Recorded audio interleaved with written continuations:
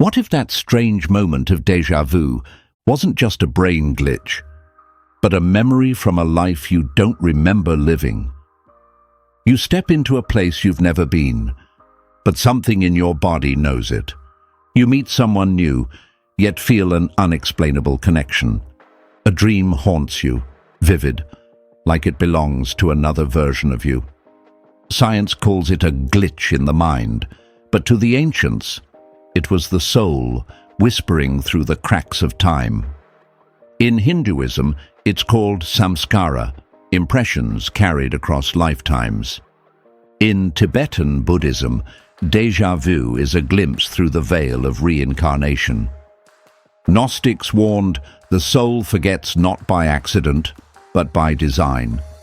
Because when the soul remembers, everything changes. Because when the soul remembers, the illusion begins to crack. So ask yourself, if you had to walk that path tonight, would your soul recognize the way home, guided only by the echoes from your journey through time? These moments are not random. They are clues from your soul's long journey through time. If these echoes are real, then what else is your soul trying to reveal? Because the moment déjà vu strikes is the moment something ancient is trying to wake up. What is my soul trying to awaken within me? The hidden meaning behind déjà vu and past life memories begins now. Part 1. Déjà vu, glitch in the brain or glimpse of the soul. Science calls it a glitch, a brief misfire in the brain's memory circuits. A moment when neurons, responsible for short-term and long-term memory, accidentally overlap. You walk into a room and something feels off. Not just familiar, but eerily known, like you've been here before, done this exact thing, heard these exact words, in this exact sequence. According to modern neuroscience, this is just a neural hiccup, a miscommunication between the brain's temporal lobe and hippocampus. Your brain tricks itself into believing the present moment is a memory. It sounds logical, it feels clean, but it's also deeply dismissive. But then something doesn't add up. How do children experience déjà vu before their memory systems are even fully developed? Why do some people report déjà vu in places they've never physically been? Why does it often happen during emotionally charged moments, as if something deeper is trying to break through? This is where science hits a wall, and the soul starts to speak. Across spiritual traditions, déjà vu isn't viewed as an error. It's seen as a message, a ripple in the veil, a flash of memory bleeding through from a life once lived. The ancient Egyptians believed the soul, Ba, journeys through lifetimes, carrying fragments of recognition. To them, déjà vu was the soul remembering itself. Greek philosopher Plato called it anamnesis, the act of recalling truths known before birth. He believed that learning wasn't discovering something new. It was remembering what the soul had once known. In both traditions, memory wasn't locked inside the brain. It lived in the soul, etched into the energy field that survives death and carries across lifetimes. So maybe that strange feeling isn't a mistake. Maybe it's resonance, a place, a person, a moment, vibrating at the same frequency as one you've experienced before, just not in this life. And modern physics? It's starting to agree. Quantum theory shows that time is not linear. Every possibility, every timeline, every version of you may be happening simultaneously. In that framework, déjà vu isn't a glitch. It's a moment of overlap, a soul-level intersection between lifetimes. A brief crack in the simulation where timelines converge. Some researchers even suggest we're tuning into parallel versions of ourselves, like turning the dial of a cosmic radio and briefly catching a signal from another channel. So what if déjà vu isn't a fault in your mind, but a whisper from the deeper self that never truly forgets? A spiritual breadcrumb, a glimpse through the veil, a flash of insight reminding you, you've been here before, maybe not in body, but in spirit. And if déjà vu is a real memory, then what else is waiting to resurface? What if your soul holds an entire archive, and these flashes are only the beginning? Pause, soft background pulse begins to rise. But if déjà vu is just the first crack in the veil, what happens when the whole memory comes flooding through?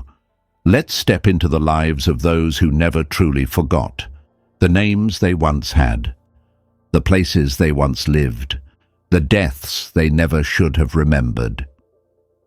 Because what comes next is proof that the soul remembers more than we've been told. Part 2. Past life memories, children who remember. A 3-year-old boy in Lebanon suddenly begins speaking fluent German, though no one in his family has ever spoken it. A 6-year-old girl in India recalls living in another town with a different family, and even finds the house, still standing, with people she calls by name. A toddler in the United States begins having night terrors, not about monsters, but about dying in a fighter jet crash in World War II. These aren't legends, they're documented cases meticulously studied by Dr. Ian Stevenson, a psychiatrist from the University of Virginia. Over 4 decades, Dr. Stevenson investigated more than 2,500 cases of children who remembered past lives.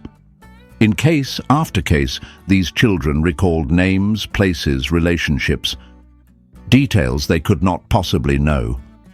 Some even had birthmarks matching injuries from the death they described. Others had fears and phobias eerily linked to their previous lives, like a child terrified of water who claimed to have drowned. Most began speaking about their past life between ages 2 and 4, and nearly all of them stopped by the age of 7. Why? Because that's when the veil begins to close.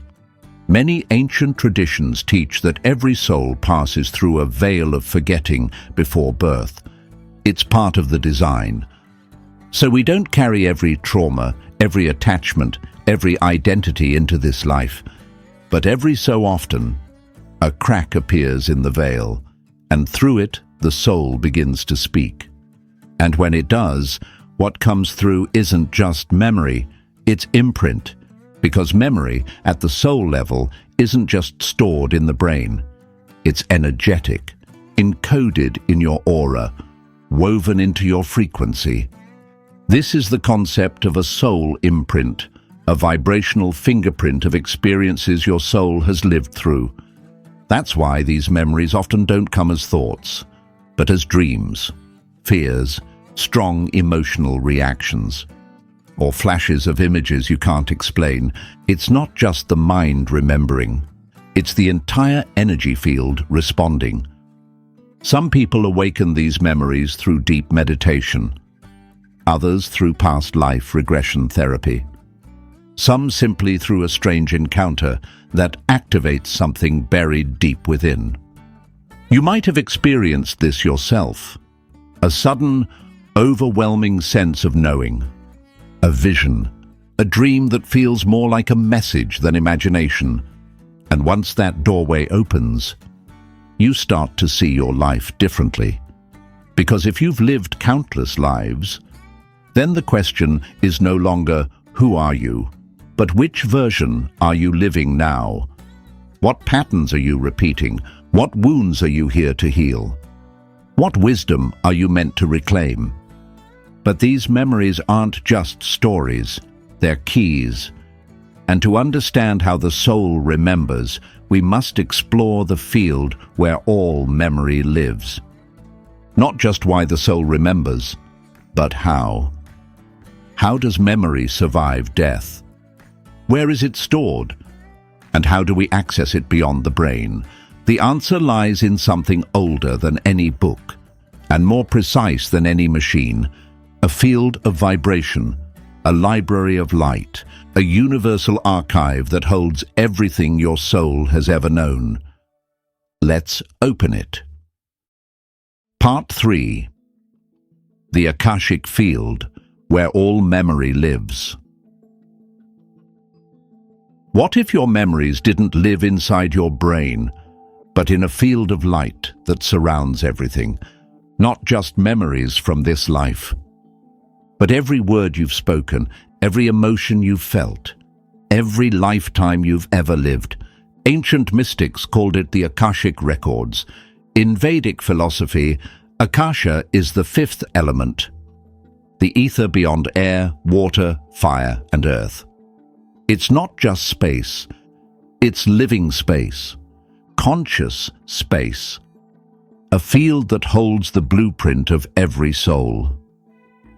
Theosophy expanded this concept, describing the Akashic Records as a universal memory bank, an energetic archive encoded with every thought, action, and experience in existence.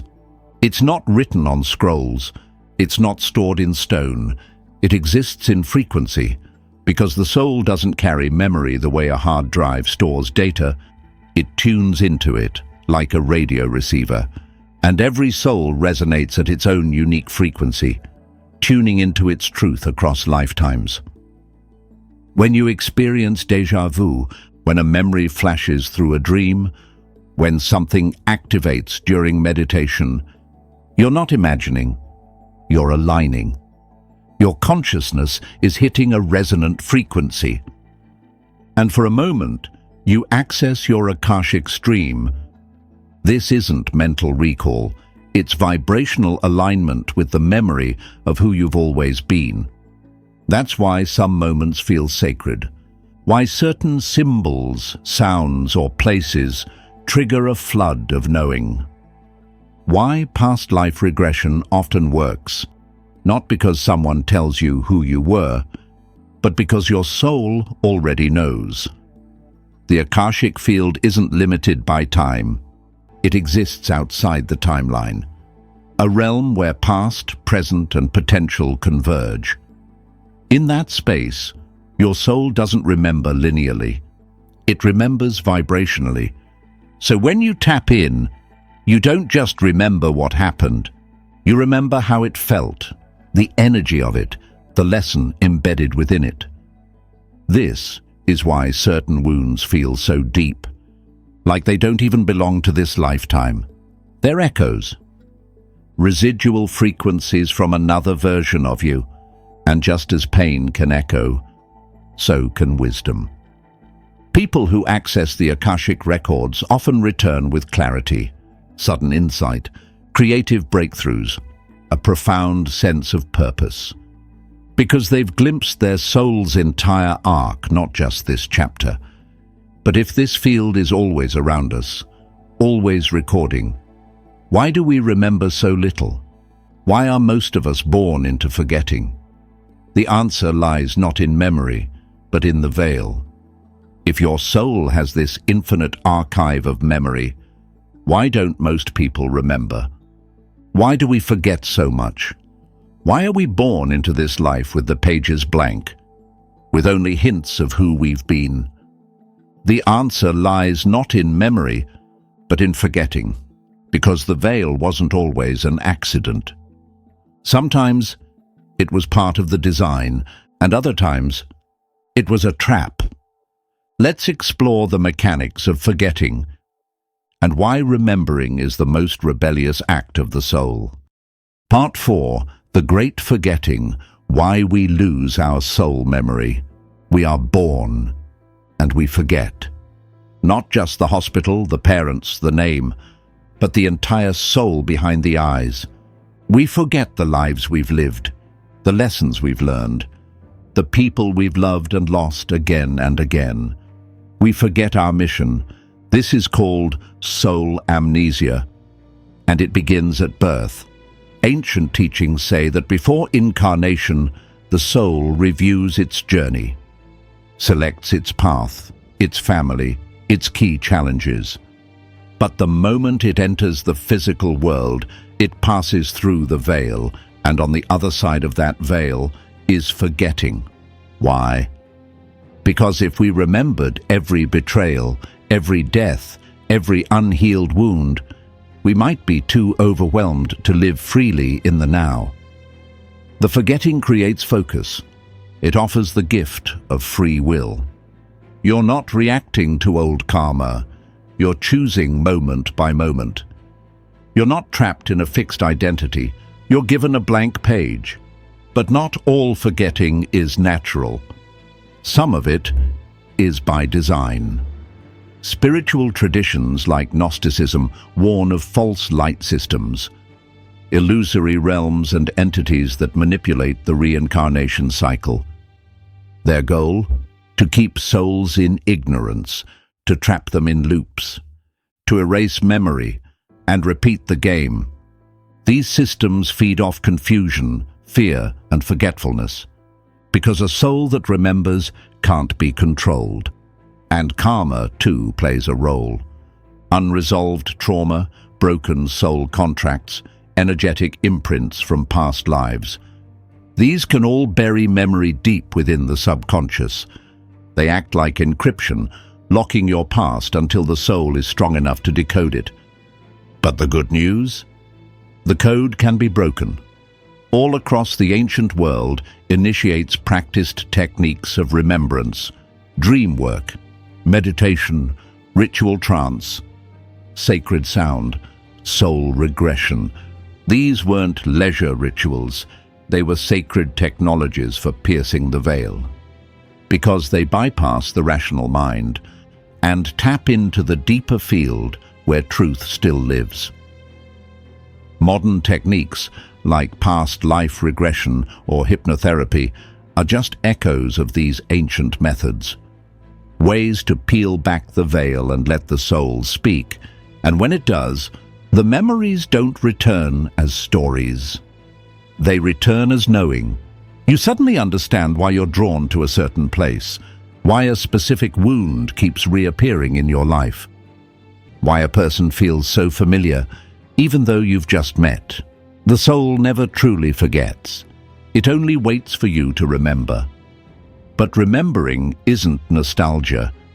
It's transformation. Because once the soul remembers, something ancient begins to awaken, and it calls you forward. The soul doesn't recall just to satisfy curiosity. It remembers to activate something, because once the memories resurface, they begin pointing somewhere. Not backward, but forward. They lead to a deeper knowing, a deeper calling, a deeper purpose. And now we ask, what is the purpose behind these soul echoes? What is your soul truly trying to become through this remembering? Part 5. When the soul remembers, activating the past for the now. What happens when a soul remembers?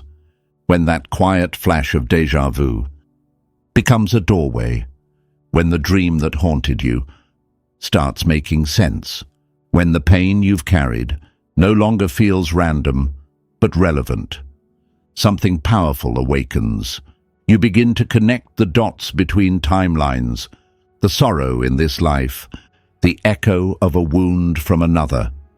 The people who challenge you now, versions of the same archetypes you've encountered before.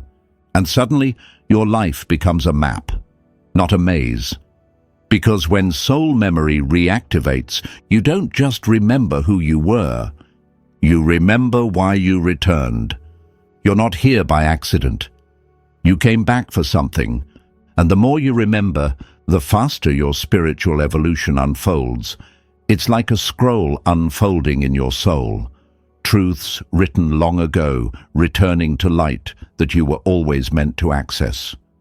You feel it in your bones, that you've been through this lesson before, that the emotion is ancient, that the pattern is familiar, too familiar. This is archetypal memory, the repetition of roles across lifetimes, the wounded healer, the betrayed teacher, the seeker who keeps returning to finally remember. But here's the difference. In the past, you reacted unconsciously. Now, through awareness, you can break the cycle. You no longer have to repeat the story. You can finish it. You begin to forgive, not just others, but your past selves. You integrate wisdom. You reclaim power. And most importantly, you shift timelines. Because the moment the soul remembers, you're no longer bound by karmic inertia. You're now a conscious participant in your own evolution. And that's when something miraculous happens. The pain begins to serve you. The patterns begin to dissolve, and your path, once blurry, begins to illuminate with purpose. You don't just ask, "Who was I?" You ask, "What do I need to become now?" The past no longer traps you. It empowers you, because you're not remembering just to look back. You're remembering to step forward, to live this life as a culmination, not a continuation. Picture this: a soul suspended between lifetimes, fragments of 1,000 stories swirling around it, and instead of clinging to who it once was, it breathes in the truth of all that it's ever been, and chooses conscious creation. Not as punishment, not as repetition, but as purpose. And so we end with one final question.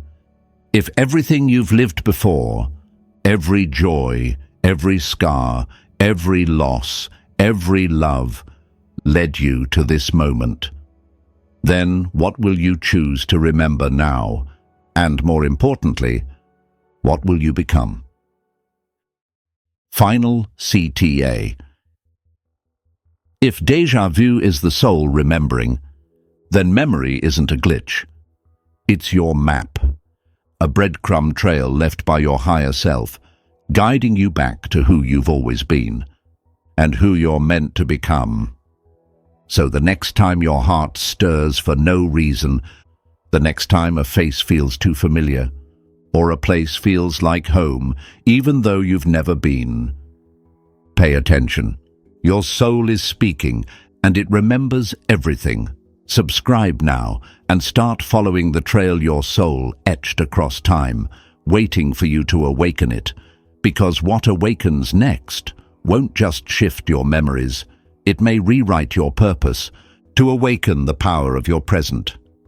Because in the next episode, we go deeper than memory, into the science of consciousness itself.